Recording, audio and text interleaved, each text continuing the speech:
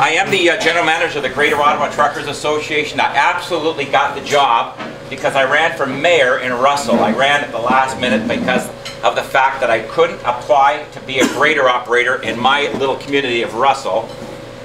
So when I went and asked what kind of job I could apply for, it was either the councillor or the mayor, and I've always, the youngest general manager of a racetrack at, I think 42 years old. I've always ran my own businesses, so I was either going to, I wanted to lead the organization for the town. They were $18 million in the hole. They were a mess. So I ended up running, and I really didn't have a chance, but I did what I could. I did it more for making a little bit of noise, and Ken Hill, the person that split the vote to install the signed bylaw, broke the vote. He made it 3-2. He beat me by only 4 votes. So, it is what it is, a little bit of consequence there. I don't know what I'm going to do this year or the next election. But getting back to my role as the Greater Ottawa Truckers Association General Manager and President, when I took over the organization, and you've probably heard this again, but I'm going to expand on it. 32, I find out moving snow for the city of Ottawa, there was 32 companies that came in from Quebec that were allowed to be equal to an Ontario operator to move snow. It wasn't like they were coming in and being cheaper. They worked for the same dollar rate that I had negotiated and do so on an annual basis. So what we did is we took the fight to the media, we took it to the city, we had numerous meetings with the city, politicians. I finally got a meeting with the Mayor Watson and his group. And I'm going to tell you, they absolutely lied to us. They absolutely lied to us. Is that normal? Yeah. I will call one day when I meet the mayor. I'm going to tell him he lied and he is a liar, and this is the reason why. What happened was we went in there to tell them that we have sufficient amount of assets in Ontario to look after the snow. There was no need to bring in the Quebecer. One further bit, it was extremely difficult to go have even a truck go into Quebec from Ontario. They get harassed right away. I subsequently got a letter from Minister Shirelli, who is the MTO minister, recognizing that he recognizes Gada's plight and the frustration of the inequitable position. So basically what I've done is I've met with folks like Jack McLaren, all the local PC politicians in town, and even out in Cornwall and Pembroke to, because we have to bring some equity back, we have to bring a fairness back or some kind of mirror back, because it's right now it's extremely unfair. So what we had a meeting with the mayor, we told him our plight. They said we're going to work on it, we're going to get you meetings with the Ministry of Labour. Linda Jeffries at the time was the Ministry of Labour for the province. Everything was good. Finally at the end of the meeting he said we got to keep this out of the media, because previous to that, that Monday, Tuesday, we were on Lowell Green, and Nick Vandergraat, he's the one that woke it up right there. Nick was the one that really, he woke it up. It was as a result of a Ron Corbett article in the Sun, and I'm listening Monday, and Nick's all over it, pissed right off, and he's going, so I'm his first call, and I lit it right up with him, and I'm telling you, it lit for 2 days. Shirley was on, a lot of people were on. Long story short, so we go to, Mayor says, yeah, we're going to help you, we understand, boom, boom. I get a call a week and a half later, the Auditor General report's coming out, and we got to give you a heads up, Ron, we're going to go to tender. We're going to tender the truck, in other words, the Great Ottawa Trucker, go to hell, we're going to open it up, and Eli El Chantier, I'll never forget, he says, if a Quebecer's cheaper, they may get the work, and I said, you're going to have a war. And then I also warned them all. I said, number one, you've just put, you're making it so uncompetitive for an Ontario company to compete with a Quebec company. They're going to likely be able to come in cheaper and get the work, but you're going to have a war. So they had to give me a call, and I got a call from Jeff Burns, Chief Procurement Officer from the city, an hour before Auditor General's report was going to be released, saying that they could save $630,000 in snow removal. So again, we have a meeting with them, and I said, you know what, that number is absolutely... I don't believe that number. I think it's false. I asked them a question. Is that the whole department, roads department, encompassing the savings that could be realized? They didn't really know. I said, I absolutely dispute the number. I've crunched the math. I've done my math. I have an accounting background. I said, Jeff, it's just impossible. What they said to me, they agree. But when the Auditor General says something, they have to suck hole up to the guy and do whatever he wants, whether it's right or wrong or another. So, what we're forced to do now is we have to now defend the city's goal of going to a tender route. I put them on notice in a letter that, number one, it's not like I can schedule an appointment to have backhoes do a job. When Mother Nature snows, it is what it is. It's going to come. It could come for 3 days, unannounced. It could come tomorrow. We're moving snow. So it's not like we're all sitting there waiting. I said to them, if they switch to a tender process, what you're going to have is you're going to have 10 of the cheapest guys in the town putting in. What you're going to do is you're going to run into the problem the 11th, 12th, and 13th may not get work all winter. Because if it doesn't snow much, the first 10 guys are going to get work every single day. Yeah. But I said, when you get a catastrophic snowstorm like we've had this year, the 11th, 12th, and 100th, and 350th guy, which they have on the list right now, they're not going to make it worthwhile to have their licenses, put license on the truck, insurance and all that. They're better off to park them. And I said, you will have a biggest incident that you'll ever realize in this city of Ottawa. But they don't seem to care. So what we've basically done is, you know, what I hear right now with Mr. Paul with those condoms, what I hear with the needles and all this crap. Here they are, they support 350 trucking companies, as Shirley knows, in this community. Everybody gets anywhere, they've gotten around 15 to 16 shifts this year. Really a little bit of flavor, everybody gets a little bit of the piece of the pie to sustain their operations until they move into the spring when it gets busier.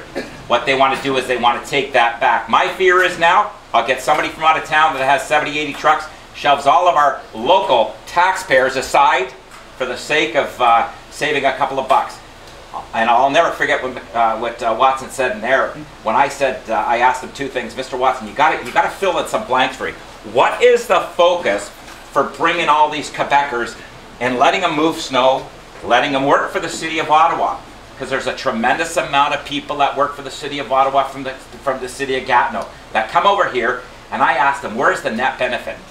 Where's the net benefit of a trucker from Quebec coming over here? They don't hire here, they don't buy fuel here, they don't buy their tax, they don't do there's no net benefit. But what the city plays, they have what they call, from 1999, the Discrimination Act.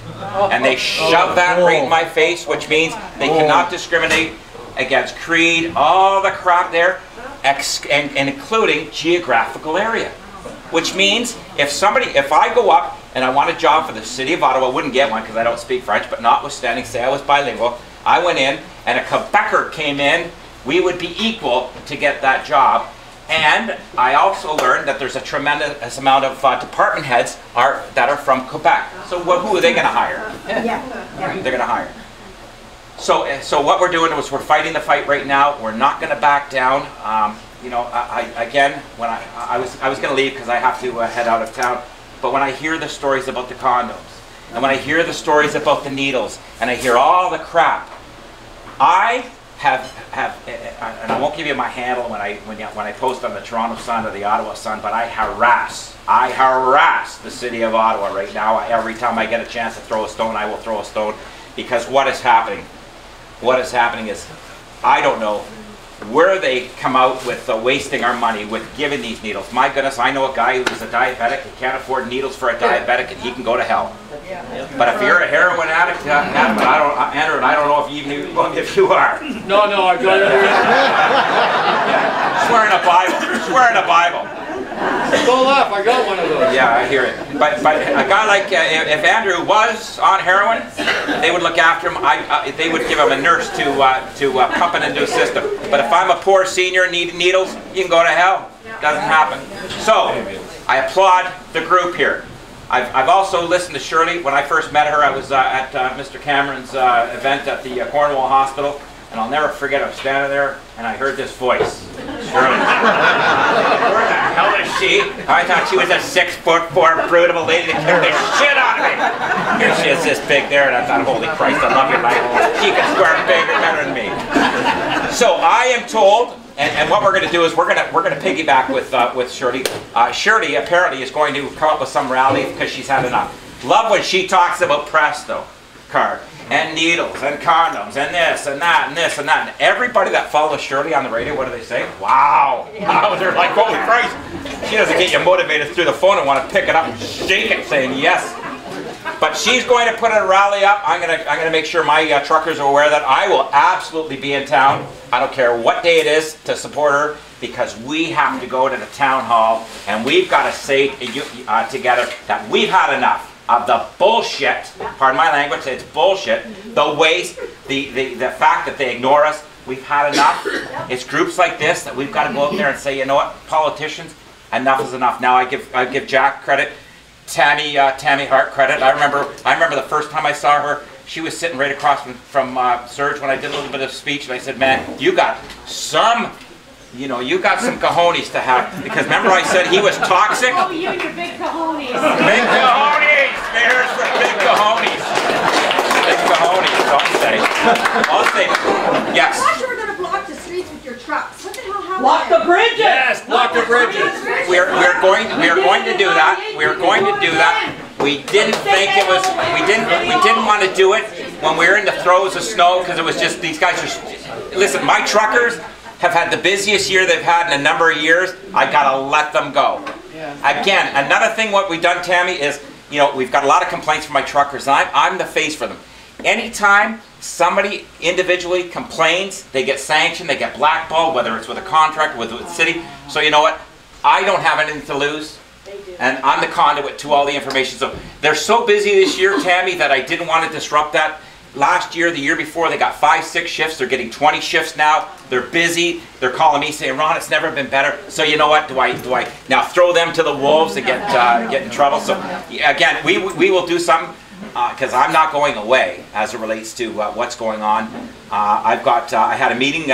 I saw Jack in Toronto. A couple of Mondays ago.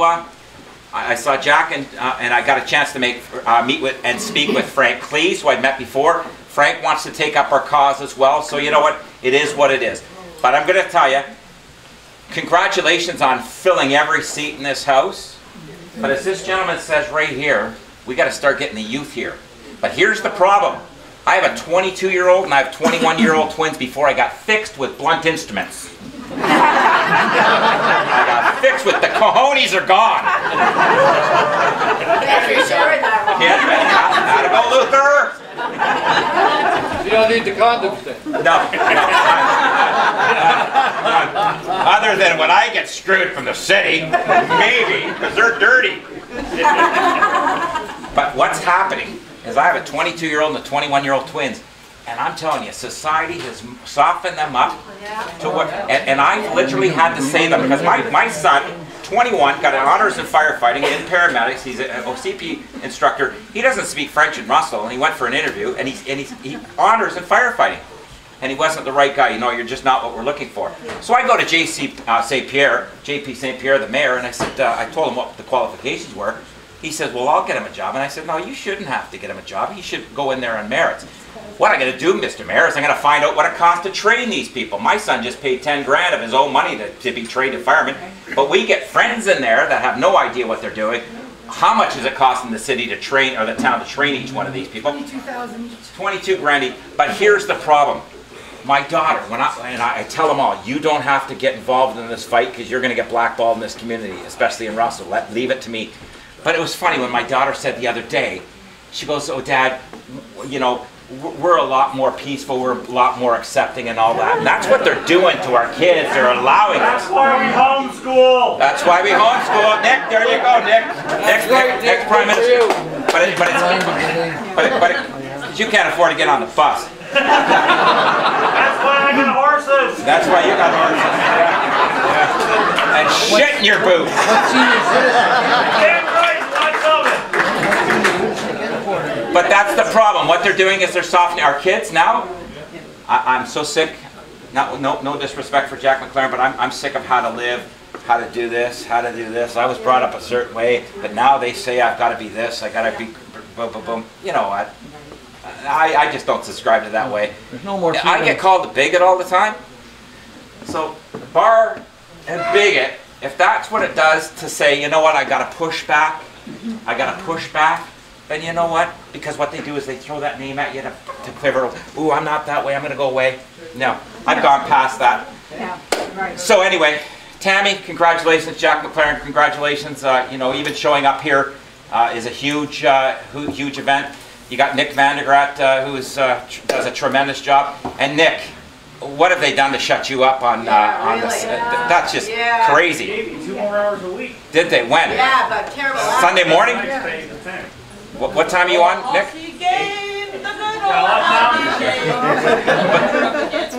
I've been bounced once because of the hockey game.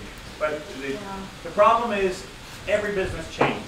Yeah. And the radio station I walked into 10 years ago is not the radio station that we have today. Yes. And you have to know, that's not necessarily a bad thing because demographics change and you have to stay current, relevant. In order to stay alive in any business, you have to change with the times. Yes. Now, I have no control over content other than my own. Yeah. I have no control over who's going to fill in for what. Yeah. All I do is salute, snap the attention, and salute when they call my name, and I come in and do what I can when I can. Yes. But at the same time, I've got the best boss I've ever worked for. Yes. Steve Wintergron, and I know some people have had issues with him over the years, but you're never going to get everybody like everybody. Yeah. But from an employer's point of view, I've never had anybody who's given me more support and said, go get him, more times than Steve Wintergron has. So when you listen to what's on the air, you have to remember it's the whole package you have to take into account. And you have to, CRTC demands we have balance. That doesn't mean every word has to be balanced with an opposing view, but there has to be an opposing view available on the radio. I would argue that we are the other side. You want the opposing view, go listen to CBC. Correct. Here's the balance in the CBC, where the CRTC doesn't see it that way. Yeah. So from my perspective, all I can do is what I'm given, and I'm trying to make the best out of what I've got. And when people like you come along, the reason why I went ballistic about your story was because I have a motto and a creed. If it doesn't make sense, if there's no logic or reason, why are we doing it? And that's why I went ballistic, is because it didn't fit any of those 3 criteria, which is true for most of what this government and this city does. Yeah. Real quick, on why Nick got lit up, there was an article by Ron Corbett, some of my members, about the trials and tribulations of going over there. We had one member who bought a truck in Ontario, bought the box in Quebec, had the box delivered to Ontario, it was put on. 4 months later, he has paint peeling off the back of the thing, and he's going to drive it a couple of miles in, Nick, to go get it fixed, and he was told, no, you can't. You have to have it towed in. You're not allowed to drive it in there. It's ridiculous. It's ridiculous. It's ridiculous. We've had guys over there got stopped 7 times in one day. Surely, I'm sure you could tell me stories about the harassment over there. And yet, do you think anybody in the city of Ottawa is standing up and saying, you know what, it is, you know. It's a province also. Correct. And here's another thing. The next time somebody proposes to build a bridge into Quebec, we got to stop it because it's all 94% of the people come this way in the morning and 94 go the other way. They're plugged. The bridges to Quebec are busy because they're plugged with everybody coming from there over to here to work for our city, for our feds. They're allowed to come over here to work for feds, but this city has to stop. We have to change the Discrimination Act because we are the ones being discriminated. Thank you.